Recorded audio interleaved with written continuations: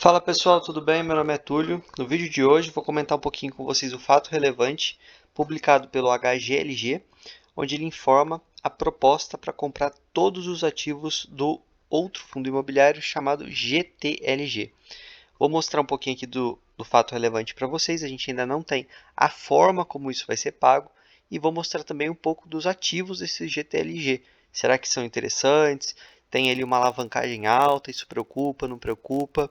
Enfim, então aqui está o fato relevante. Ele é bem curtinho, não tem muita informação ainda, mas a gente consegue ver que é uma proposta para aquisição de 100% dos ativos detidos pelo GTLG. São 4 ativos, 2 aqui em Embu, um em Barueri e o outro em Cajamar. Eu vou mostrar no relatório gerencial do GTLG para vocês. Lembrando que um desses ativos tem ali também painéis solares, que é bem parecido com o que o BTLG quer fazer nos seus ativos. A operação está condicionada à aprovação da proposta nos órgãos deliberativos do GTLG. A operação tem uma série de etapas a serem cumpridas, que envolvem inclusive as condições relacionadas ao pagamento pela aquisição dos ativos, que serão oportunamente informadas ao mercado. Então, pessoal, para quem não está no mercado há muito tempo, como que funciona? Os cotistas aqui do GTLG, eles vão ter uma assembleia dentro do fundo. Obviamente, quando essa proposta estiver já bem estruturada, como que vai ser a forma de pagamento, se vai ser incorporação, se o HGLG vai pagar em dinheiro, vai ser tudo de uma vez, vai ser parcelado, enfim. E ali eles vão votar. Eu deixei separado aqui para a gente, no Status Invest, a gente consegue ver quem são os principais cotistas do GTLG, que é um fundo bem pouco líquido.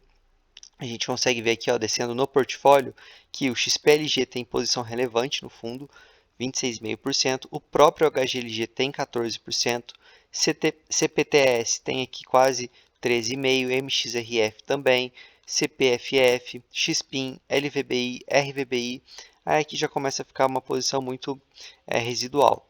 O que eu quero mostrar com isso aqui para vocês é que, sendo proposto essa compra e venda em uma assembleia do GTLG, muito provavelmente vai ser aprovada. Obviamente que aí vai depender de qual é essa proposta. Eu vou conversar sobre isso com vocês daqui a pouco. Vamos voltar aqui aos relatórios. Então, esse aqui é o relatório do GTLG. A gente consegue ver aqui a informação que ele tem um patrimônio líquido de 670 milhões. Entretanto, o patrimônio total desse fundo, né, dos imóveis, o valor contábil dos imóveis, supera 1 bilhão e 300 milhões. Então, ele tem uma alavancagem bem alta. Tá? A gente consegue ver aqui que ele fez uma expansão recente, e isso, como sempre falo para vocês, é interessante a gente avaliar o imóvel e avaliar se ele tem ali alguma área que ainda não está construída e que ele tem a possibilidade de expandir, porque a gente conseguiria um cap rate melhor nesse ativo, você consegue extrair mais esse ativo, é um potencial escondido no fundo, então quando vocês forem avaliar, principalmente renda urbana e logística, tem que levar isso em consideração. Então aqui ele fazendo uma expansão recente é interessante. E aqui a gente consegue ver a DRE do fundo, que fica bem claro a alavancagem. Então ele tem em patrimônio contábil, tá, dos imóveis mais de 1,3 bi. E por que eu falo contábil? Porque a gente tem visto os laudos de avaliação em vários imóveis. Eu fiz um vídeo específico sobre isso, por exemplo, no HGRU, onde o valor do laudo ele está muito abaixo do valor de venda. O gestor tem conseguido vender os ativos, principalmente ativos ali de renda urbana, e aqui ele tem um ativo, por exemplo, Last Mile, ele é a 30 quilômetros de São Paulo, e numa eventual venda o gestor tem conseguido lá no HGRU, talvez aqui, vender muito acima desse valor do laudo. Então pode ser que esse valor dos imóveis, na prática, seja muito maior. Obrigações por aquisições do imóvel, então aqui 725 milhões, e o patrimônio líquido 670. Então é um fundo com uma alavancagem alta, só que quando o HGLG conseguir comprar todo esse fundo, o HGLG vai ali para um patrimônio de mais de 5 bi e meio, então ele vai ter uma alavancagem, ele fazendo uma conta bem por alto. Eu vou trazer mais vídeos para vocês sobre esse assunto quando a proposta de fato vier à tona, para a gente fazer os cálculos direitinho, mas vai ali para uns 20 e pouquinhos por cento de alavancagem no HGLG. E lá, claro, ele é um fundo que negocia sempre com ágil, que consegue fazer oferta pública, até a oferta ali na 476 e resolver conseguir captar esse dinheiro, mas existem outras formas para ele captar isso. Ele pode fazer uma incorporação, ou ele pode fazer aquela emissão com cotas, então ele paga os cotistas do GTLG com cotas, e esses cotistas podem vender suas cotas a mercado ou simplesmente seguir como cotistas agora do HGLG. Então tem algumas formas. Eu prefiro essa última, com cotas, eu acho que ficaria mais interessante para quem está vendendo e para quem está comprando fica muito melhor, porque a gente tem o ágio ainda nesse fundo bem pequenininho ali, né? Está negociando mais ou menos 158, 159 reais, mas se anunciar uma emissão, muito provavelmente esse ágio já vai embora, a cotação tende a cair e vai ficar difícil, vai ficar muito apertado para fazer uma emissão mesmo. Bom, vamos comentar então um pouquinho sobre os ativos em si. São ativos bons?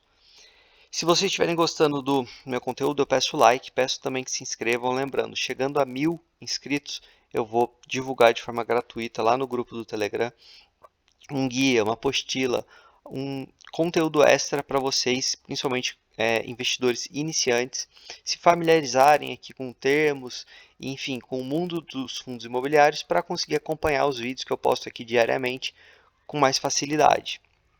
Então aqui a gente vê um pouquinho da localização, são 4 fundos muito bem localizados. O primeiro deles que eu vou comentar com vocês é esse DCR, classificação A+, aliás, todos são A+, então é interessante. Fica em Embu, Embu das Artes, próximo aqui ao Rodoanel, com acesso às principais rodovias e opção de acesso direto a São Paulo sem pedágio. Então isso aqui, para as empresas que fazem ali e-commerce, logística e tudo mais, é muito relevante. Um fundo aqui com 100% de ocupação. Tá? Eu vou falar um pouquinho do prazo médio do portfólio como um todo mais à frente, então não vou ficar falando de cada ativo por isso. Ele tem também esse segundo ativo, o Centro Logístico de Embu, também ali muito próximo à cidade de São Paulo, e ele destaca aqui que ele tem um design moderno e ele é o mais diversificado da carteira. A gente consegue ver que ele tem inquilinos de vários segmentos, bem interessante. Esse aqui é o único que ainda conta com alguma vacância.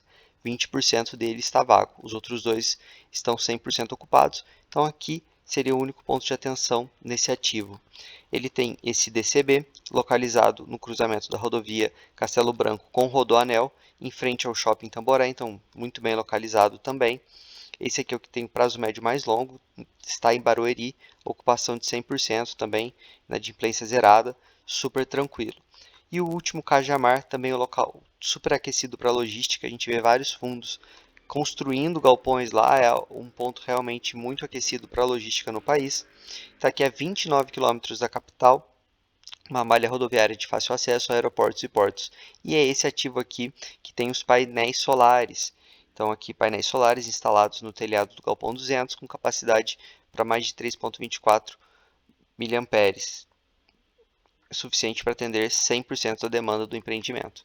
Ou seja, é um galpão que tem ainda esse valor agregado, ele é o que tem o prazo médio aqui mais curto, de 2,32 anos, mas também é o que menos preocupa, porque é o galpão que está mais bem localizado.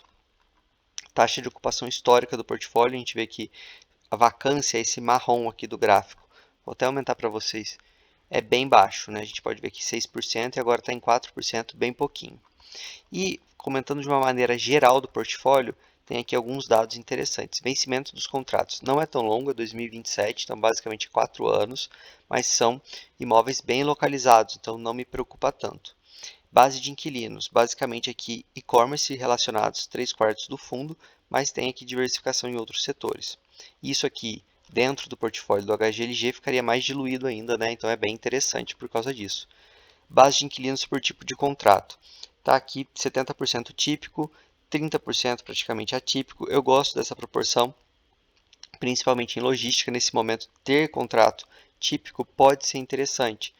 O atípico, obviamente, te traz uma proteção maior, né, no longo prazo, mas o típico, quando você está com uma demanda alta, ou seja, o aluguel tende a subir, você consegue negociar contratos melhores em prazos menores. Obviamente, o contrato atípico é muito longo e você vai só reajustar ali pelo índice que você combinou. Agora, o típico não, acaba o contrato, você tem que assinar um outro, tem a revisional, e aí você vai conseguindo aumentar o valor, claro, se você está num setor aquecido. Pessoal, basicamente é isso, é uma aquisição que seria a princípio bem interessante para o HGLG, e eu vou continuar trazendo vídeos para vocês quando de fato a proposta for formalizada, for publicada, forma de pagamento e tudo mais.